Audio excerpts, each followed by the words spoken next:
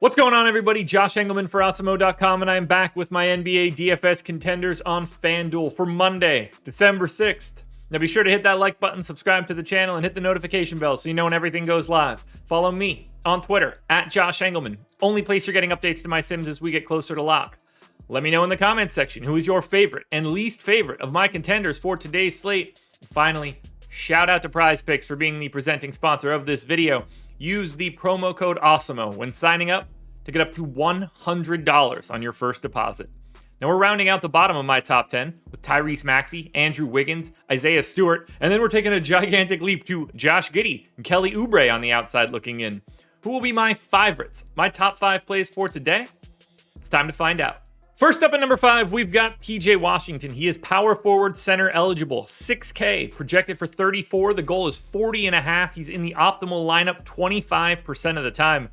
This is going to be a really great spot for Charlotte with all of these guys out due to COVID protocols. I gave PJ Washington 33 minutes. He's over a fantasy point per minute in that spot. 20% usage, 15 points, 8 boards, 3 assists, 2.5 stocks. Now, it is a pace down spot against Philly, and it's kind of a scary matchup against Philly because PJ Washington is not physically capable of slowing down Joel Embiid. I'm not worried about it though, because PJ Washington playing north of 30 minutes should just be more expensive than 6K, particularly when he's power forward and center eligible.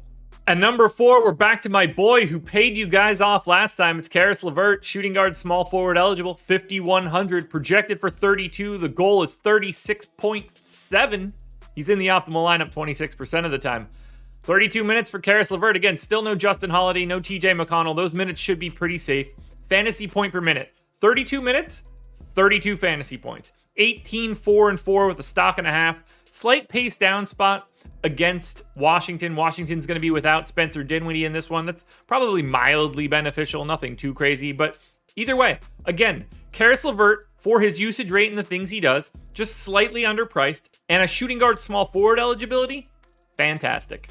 At number 3, we're off to Charlotte once again. Point guard, shooting guard eligible, Ish Smith. He's 4,500, projected for 30.5. Goals just 34. He's in the optimal lineup 29% of the time. Starting at point guard, playing a ton of minutes, close to a fantasy point per minute. We're talking 32 minutes. It could very easily be 34 or 36. I don't have to go that much higher to get a lot of him. 12.5 points, 5 rebounds, 6 assists, a stock and a half. Again, pace down spot against Philly, but it doesn't matter. Ish Smith just isn't priced properly for his role on this team with all of these guys out for COVID. Now, I don't know if he's going to play today, but if he does, I love him. Jimmy Butler, shooting guard, small forward, 8,800, projected for 50. The goal's 52. He's in the optimal lineup 30% of the time. With no Bam Adebayo on the floor, Jimmy Butler sees a massive usage bump. I don't know if he's playing today. He's still been out for the past couple games with that injured tailbone, but if he does, 35 minutes, 1.4 fantasy points per minute, 32% usage, 26.5 points, 7.5 rebounds, 6 assists, 2.5 stocks, pace up spot against Memphis. What's not to like? 8,800 is a very easy price tag to get to for Jimmy Butler if he is in, and he looks like arguably my best play, but he's just shy of number 1. Now, before we get to that number 1 contender, one last reminder, please hit that like button, subscribe to the channel, hit the notification bell so you know when everything goes live. Follow me on Twitter @Josh Engleman. Let me know in the comments section who your favorite and least favorite contenders are. And then make sure you're going to PrizePicks using the promo code Awesemo, getting yourself up to $100 on your first deposit.